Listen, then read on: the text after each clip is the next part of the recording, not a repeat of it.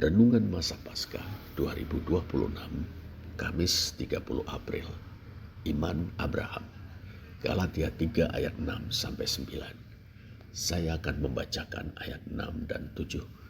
Secara itu jugalah Abraham percaya kepada Allah, maka Allah memperhitungkan hal itu kepadanya sebagai kebenaran.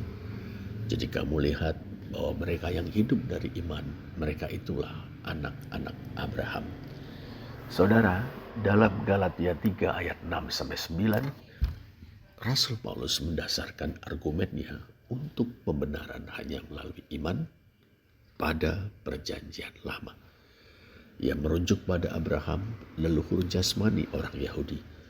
Sang Rasul menunjukkan bahwa Abraham percaya kepada Allah dan Allah memperhitungkan hal itu kepadanya sebagai kebenaran, yang membuktikan bahwa cara Allah menyelamatkan manusia selalu sama.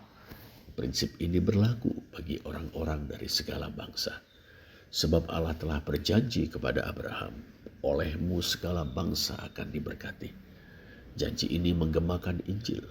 Karena itu, mereka yang hidup dari iman adalah keturunan rohani sejati dari Abraham, anak-anak Abraham. Mereka menjadi ahli-ahli waris atas berkat yang sama, yakni dibenarkan atau dinyatakan benar oleh Allah tanpa pekerjaan-pekerjaan Taurat. Melalui Galatia 3 ayat 6-9 ini, saudara, kita diingatkan tentang perjanjian anugerah dan kesatuan Alkitab. Perjanjian lama dan perjanjian baru mengenal hanya satu rencana penebusan yang berpusat pada Yesus Kristus dan digenapi olehnya.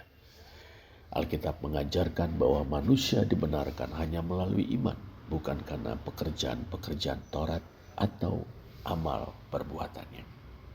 Sebagaimana kita lihat pada Abraham, iman sama sekali bukan persyaratan yang baru diperkenalkan dalam perjanjian baru. Iman adalah cara kuno dan satu-satunya agar kita dibenarkan oleh Allah. Dengan iman kita menerima janji Allah dan menikmati penggenapannya di dalam Kristus semata. Kebenaran ini memberi penghiburan yang besar bagi kita, karena menggarisbawahi bahwa keselamatan kita berakar dalam perjanjian kekal yang tak terputus, yang telah ditetapkan oleh Allah yang berdaulat dan setia jauh sebelum kita dilahirkan.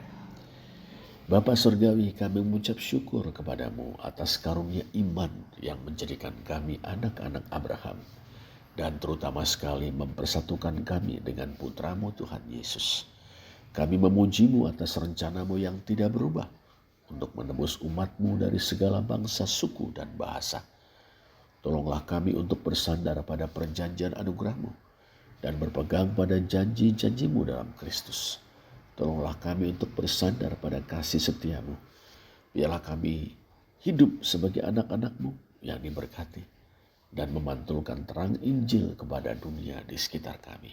Dalam nama Tuhan Yesus. Amin.